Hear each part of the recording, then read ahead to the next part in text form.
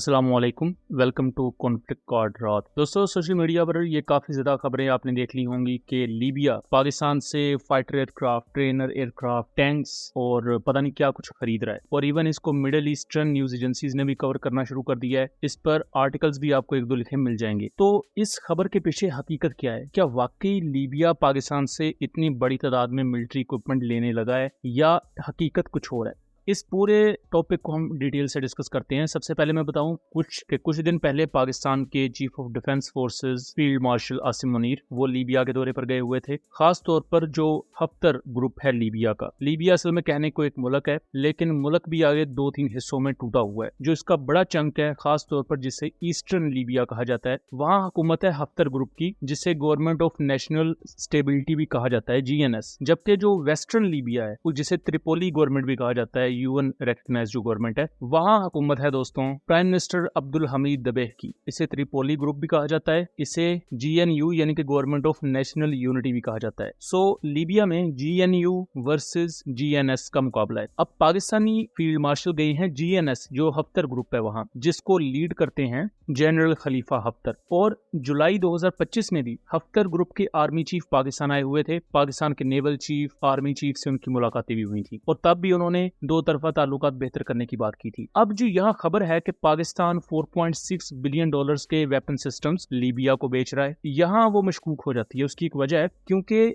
Haftar group का जो मुखालिफ है यानी कि GNU गवर्नमेंट, उसको तुर्की सपोर्ट करता है। तो पाकिस्तान कभी भी तुर्की के मुखालिफ धड़े को अपने हथियार नहीं बेचेगा। यहाँ बेसिकली जो सबसे पहली चीज है जो हफ्तर ग्रुप भी चाहता है वो ये कि लीबिया के ताल्लुकात तुर्की से बेहतर हों, क्योंकि हफ्तर ग्रुप तुर्की के खिलाफ रहा है और तुर्की ने हफ्तर ग्रुप के मुखालिफ ग्रुपों को हमेशा से सपोर्ट किया है 2011 से लेकर अब तक। अब जुलाई में जो हफ्तर ग्रुप के आर्मी चीफ पाकिस्तान आए हुए थे, उनका मकसद भी यही था कि तुर्की को ऑन बोर्ड लिया जाए और तुर्की से ताल्लुकात बेहतर किए जाएं और लीबिया में जो ये धड़ेबंदी हो चुकी है, यहाँ एक पॉलिटिकल कंसेंसस पैदा किया जाए। और इसी कॉन्टेक्स्ट में उस वक्त जब लीबियन आर्मी चीफ की मुलाकात पाकिस्तान के नेवल चीफ से हुई, तो उन्होंने ये भी कहा कि पाकिस्तान नेवी की शिप्स लीबिया में as a goodwill gesture visit किया करें, जिससे ऑब्वियसली तुर्की के साथ भी बायलैटरल ताल्लुकात बेहतर करने में उन्हें आसानी होगी। अब ये वो बेसिक वजह है जिसके लिए पाकिस्तानी फील्ड मार्शल लीबिया में गए हैं, ताकि वहाँ एक पॉलिटिकल कंसेंसस हो सके। जो लीबिया मुख्तलिफ धड़ों में बंट चुका है उसे एक किया जाए और इससे तुर्की के साथ ताल्लुकात भी हफ्तर ग्रुप के बेहतर होने के चांसेस हैं। अब अगर ये पूरा प्रोसेस मुकम्मल हो जाता है, जिसमें पॉसिबल है कि 2 से लेकर 4 साल का वक्त लग सकता है और इससे भी ज्यादा का टाइम लग सकता है, क्योंकि ये जो डिवीजन्स हैं, धड़ेबंदियां हैं, ये कई सालों से हो चुकी हैं, इनमें फौजी झड़पें भी होती हैं। तो अगर पाकिस्तान ये कर देता है तो जियोपॉलिटिकल इम्प्रिंट पाकिस्तान का स्ट्रॉन्ग होगा। पूरी दुनिया में पाकिस्तान का जो ओवरऑल जियोपॉलिटिकल प्रोफाइल है वो बेहतर होगी। और अब मुख्तलिफ मुस्लिम कंट्रीज इंक्लूडिंग लीबिया वो पाकिस्तान की मदद क्यों चाह रहा है, इसकी भी 2 रीजंस है।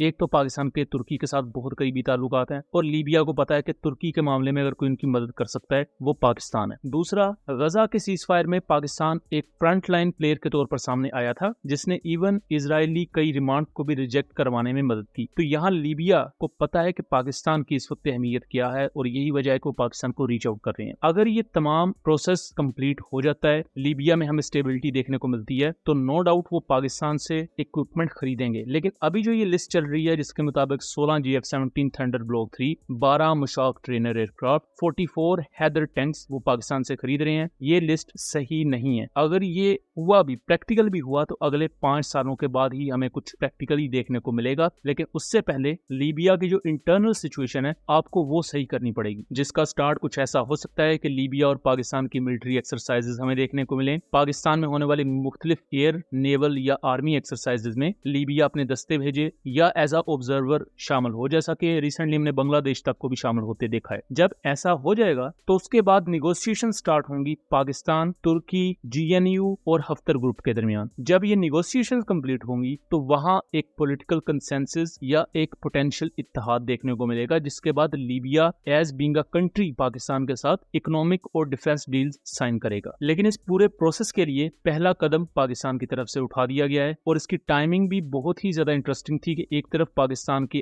फील्ड मार्शल लीबिया में थे और वहीं पाकिस्तान के नेवल चीफ तुर्किया में थे PNS खैबर की इंडक्शन के लिए, और तुर्की ने बहुत वेलकम किया। ग्रैंड सेरेमनी का वहां इनकाद हुआ और टर्किश प्रेसिडेंट ने यहां तक कहा कि ताक़यामत पाकिस्तान और तुर्की एक दूसरे के साथ खड़े रहेंगे और किसी भी मामले में, किसी भी डोमेन में एक दूसरे की मदद चाहिए होगी तो दोनों कंट्रीज हर पॉसिबल कोऑपरेशन के लिए तैयार हैं और रहेंगे। सो दोस्तों, ये था एक एनालिसिस। उम्मीद करता हूँ चीजें क्लियर रही होंगी। वीडियो पसंद आई हो तो इसे ज्यादा से ज्यादा शेयर कीजिएगा ताकि इस तरह की मजीद इन्फॉर्मेटिव वीडियोस हम आपके लिए लेकर आ सकें। मिलेंगे अगली वीडियो में, तब तक के लिए अल्लाह हाफिज।